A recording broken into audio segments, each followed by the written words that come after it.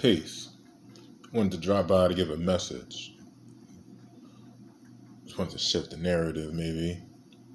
I mean, who knows if it gets there. But I was just thinking, you have this unique case with the Dallas Cowboys, which obviously I'm a fan, and signing our quarterback, Dak Prescott, to this deal. And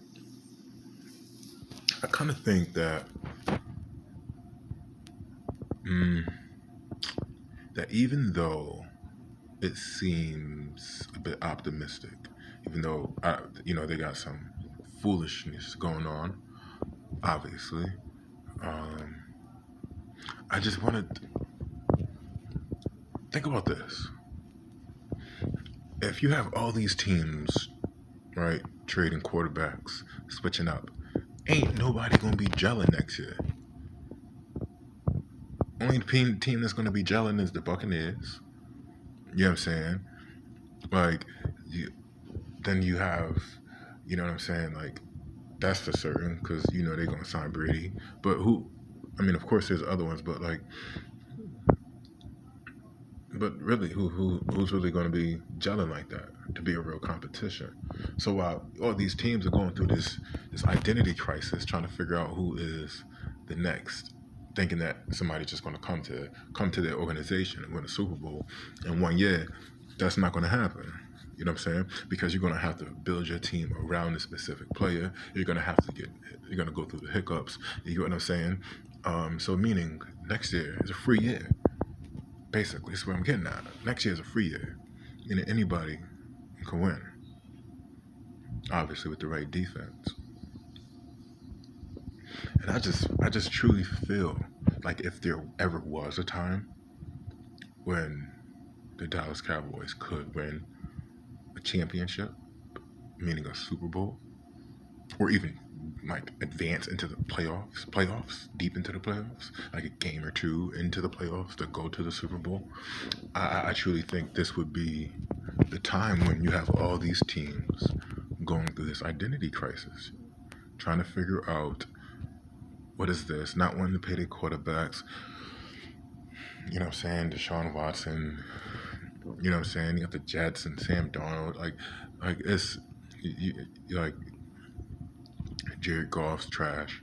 You know what I mean? Like, there's all these things that go against, but yet at the end of the day, it's like if they can find a way to get this deal done, I truly feel as if with Dak Prescott's talent and the team that he has around him, that offense, you get what I'm saying?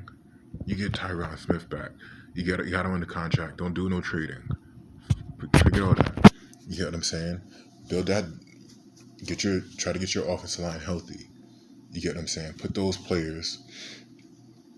Start the year out with your second rounders. You get what I'm saying? Preserve your elite linemen until you advance, until when you really need them. But you try to win games with your second string. Check out where I'm going. You try to win these games the second string. Winning these games the second string is going to preserve your first stringers. So when you start to advance more and more, when you need to win that game, all right, you go ahead, Tyron Smith. Go ahead, Lion Collins. Go ahead. You know what I'm saying, Jolene. Go ahead. You know what I'm saying. Y'all go in there. Y'all do what it do. And y'all come right back out. You feel me? And then what? We go. You get to the high playoffs. Then now this is what you get paid for. This is what you've been getting paid for. You get what I'm saying? So it's like,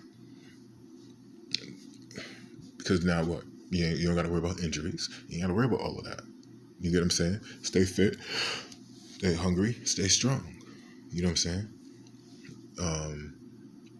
But with that means all your attention should be focused on drafting defense. You sign Dak, everything else you got goes towards defense. If you can get a lineman, you can start building better linemen. Okay, cool. But for that defense is atrocious. But I don't feel like it's all the players. I think a lot of it was Mike Nolan. Mike Nolan had a lot to do with that because I seen a team from last year prior go from pretty pretty decent.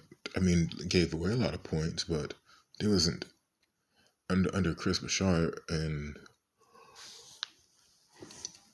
excuse me, and them they wasn't that bad at all. But these are 9 times out of 10, these are majority. These are the same players. These are the Jalen Smiths. These are, you know what I'm saying?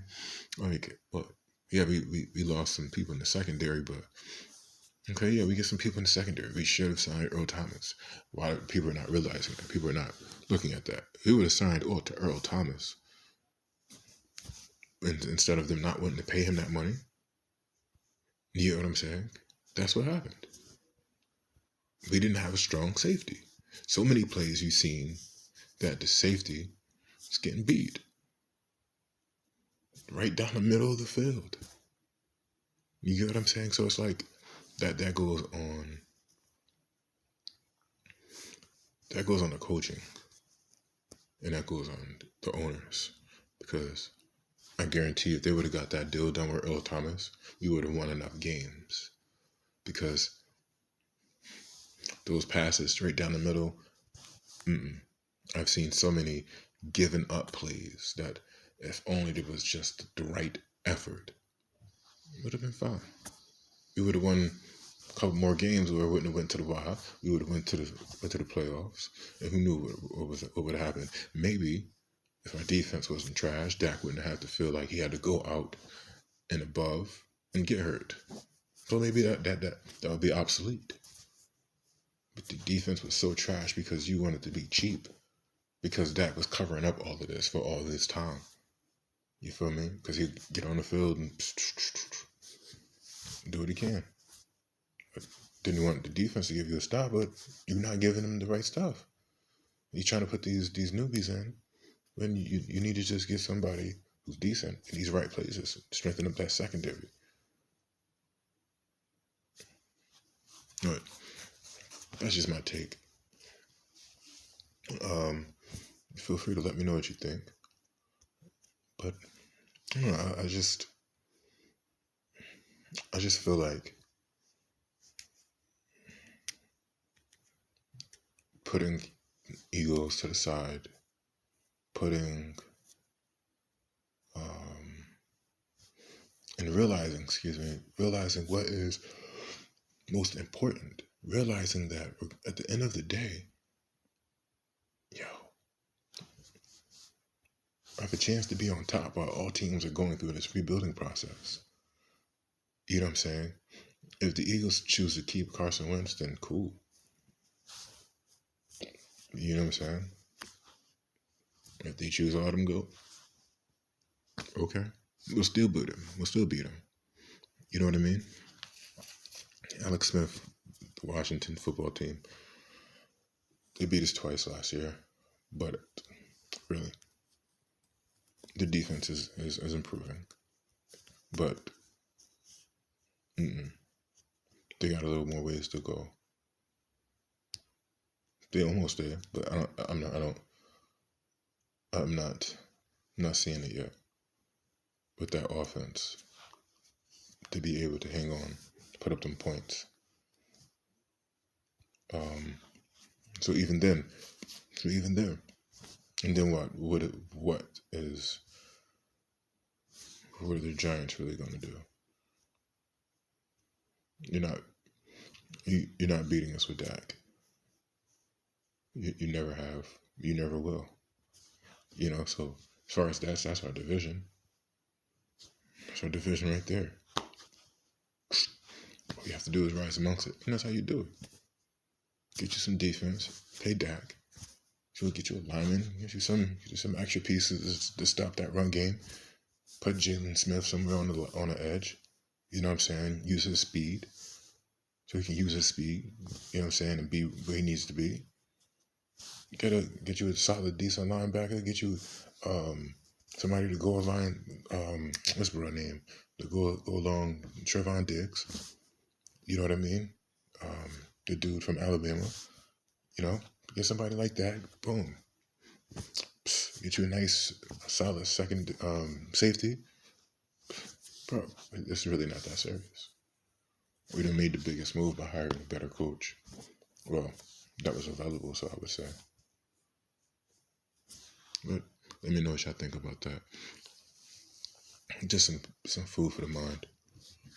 But if this gets to you, Jerry, or anybody from that organization, please know it doesn't. Nothing good comes from doing right by those that do right by you. If you don't take it from nobody else, you can take it from me. Peace.